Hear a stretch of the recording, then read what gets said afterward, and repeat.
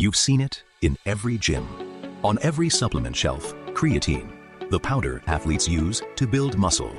In the fitness world, expected.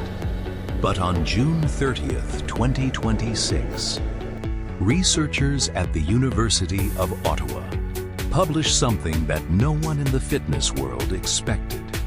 Creatine, the same supplement in gym bags everywhere, may be one of the most promising tools we have ever found for fighting depression. And the reason why comes down to something happening deep inside your brain that most people never knew was connected to their mood. Here's what most people don't know about depression. It is not just a chemical imbalance. It is an energy crisis. For decades, scientists have observed that people with depression show measurable abnormalities in how their brain cells produce and use energy, reduced mitochondrial function, lower ATP production, decreased levels of a compound called phosphocreatine in the mood, relevant regions of the brain. In other words, depressed brains are running low on fuel, and this is exactly where creatine comes in.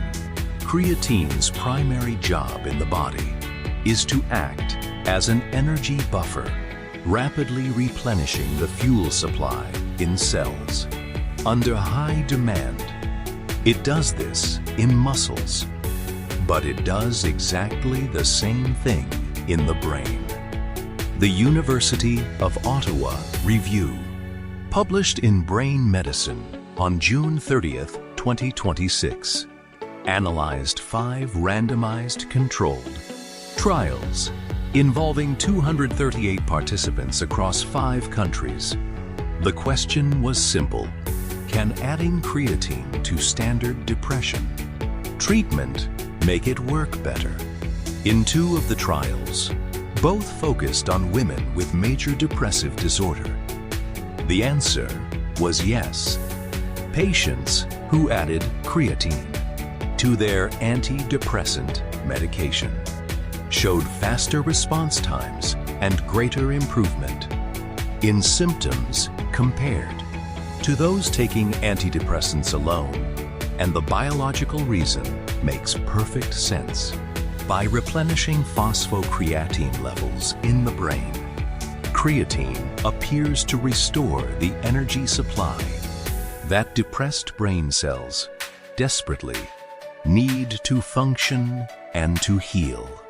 Researchers also found that creatine may influence serotonin and dopamine systems, the same neurotransmitters targeted by antidepressants, not by replacing them, but by giving the brain the energy it needs to use them properly. Now, important context. 3 of the 5 trials showed no significant benefit. This is early research. Creatine is not a cure for depression. It should not replace prescribed treatment.